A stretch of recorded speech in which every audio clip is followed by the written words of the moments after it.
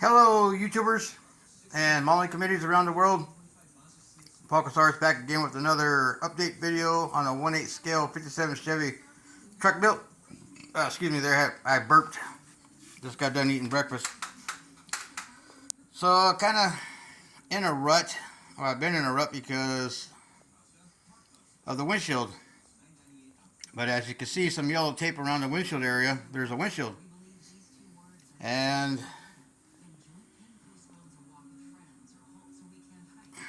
by using my cell phone, I really can't do long videos.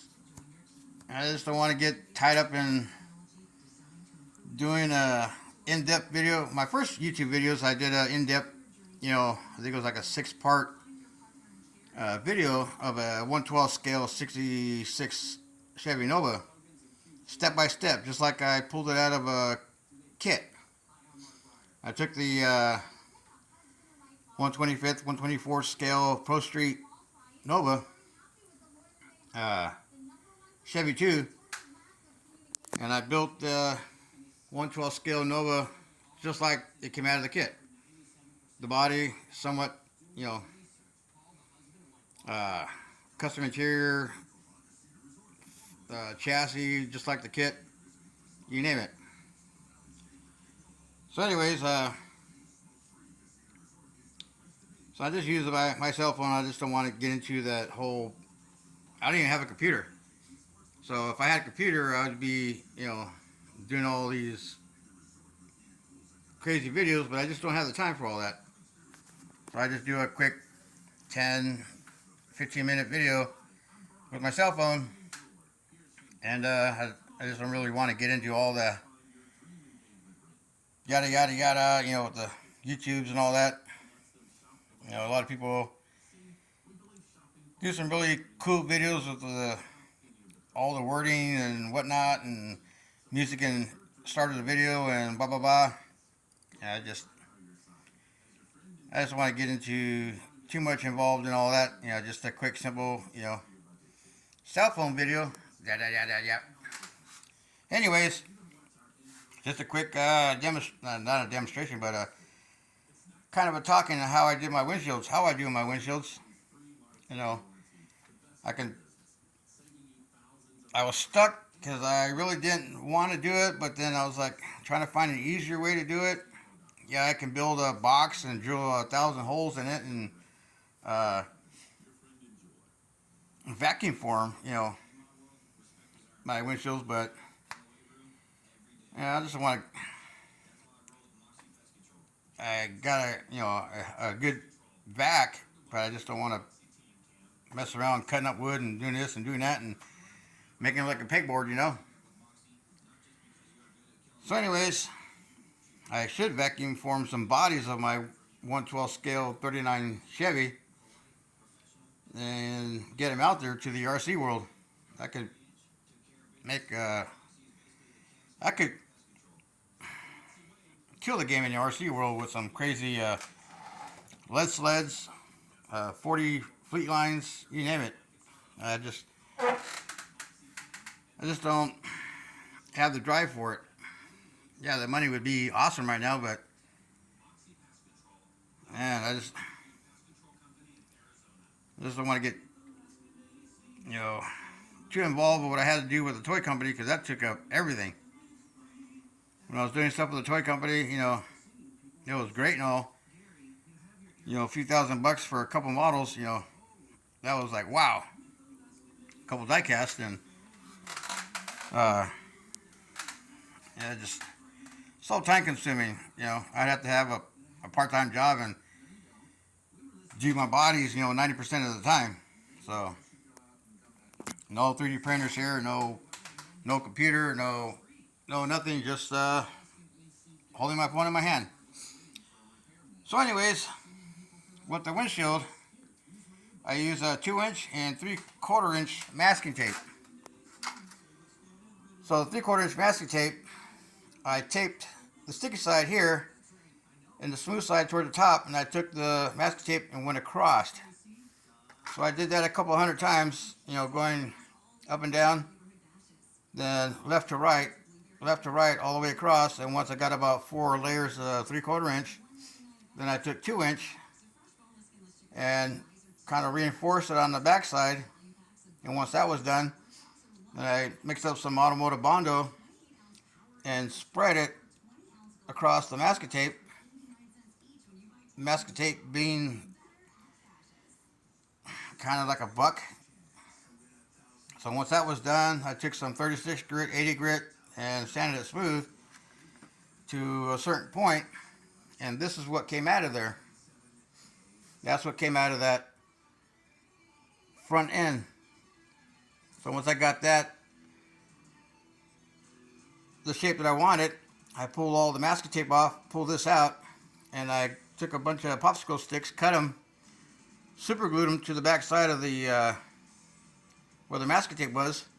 You can see how thin it is right there. So I glued all the popsicle sticks in, every which way I can think of to hold the shape, and mixed up some more Bondo, poured it all over the backside, and that helped keep the shape. So once that was done, then I took some clear plastic and I heated some plastic over it. I went about 2 inches on each side all the way around, and I took some C-clamps and I clamped it all the way across, 2 here and 2 on the ends, probably 5 or 6 on each side. And then I took an industrial heat gun, heat the plastic up, and let the weight of the C-clamps pull it around the contour of the mold. And that's what came out of it. That was the first one that I did. It didn't come out too bad, but I didn't get enough heat, because you can see some waves in it. So I was like, I might be able to work with that. So I'm like, let me try another one. So I cut another piece out, and as you can see, it got too hot when I heated it up, because I glued this on top of a soda can. I glued it on top of a soda can with some hot glue. Took the industrial heat gun, heated up over it, and let the plastic droop. And I got too much heat right here on this edge, and the heat clamps just just fell off. And when that happened, you can see the discoloration, and it started pulling back on itself, and you can see how it goes upward. So I was like, dang it. So I got to do another one. And that's the one I got on there now. It came out a heck of a lot better than I thought. There's a couple of waves on some areas, but I can live with that. And I'm happy with that one. Except for that area right there. I can sand that out, or I can put an NHRA sticker right there, or something. But I can live with that. So now that I got the windshield out of my hair, I can proceed further. Start making the inner wheel well, whatever, and radiator, and start, getting things finished up. The upholstery is pretty much done. I got some speakers on the kick panel areas down here. Got some speaker pods down there. Scale wise, those would be 12-inch and a 10-inch in the kick panel. And it's got a full screen on it. I'm trying to get a better. Anyways, you can see the screen.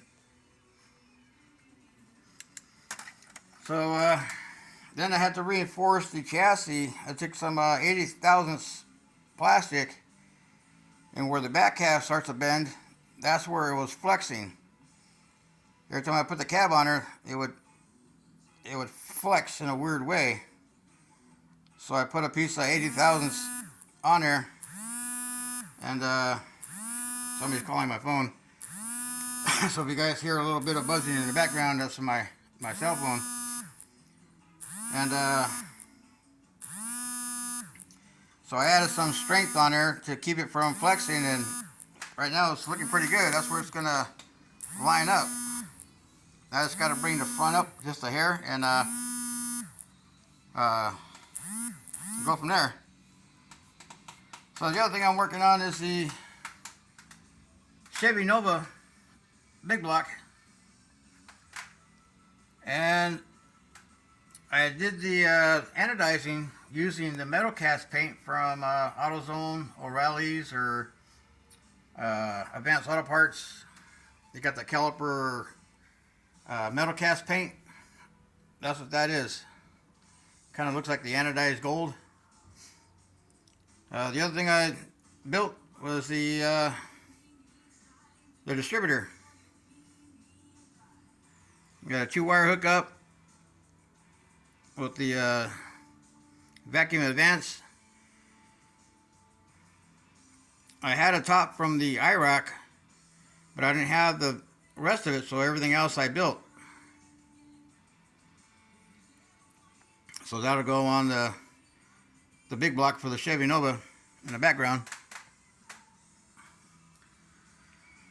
So that's what I've been doing. Quick video, 11, 12, 13 minutes, something like that. So now I can proceed. Now that I got the windshield out of my hair, I can move forward on the build, and I just got a little bit of sanding to do around the windshield and to get it to fit, you know, where I want it to fit, and add some plastic to the dash because I had to give this a little more of a curve around the cowl area. Give that a little bit more of a curve, and so now I got to add that thickness to the back side of the dash to compensate for what I had to cut out. So that's no biggie. Then I'll be making another hood. I'll be taking some 40,000ths and heating some plastic over this. So it'll be a plastic hood. I don't want this one on. It's a little heavy. It's not too thick. It's just it holds a shape, but it's a little flimsy. So I think with the plastic, it'll be a little lighter and a little stronger. So just a quick video on this Saturday morning. Well, y'all be good. You guys have a happy weekend and stay out of the extreme heat in the Midwest. Y'all be good. Happy mauling, and see you on the next video. Happy mauling, everybody.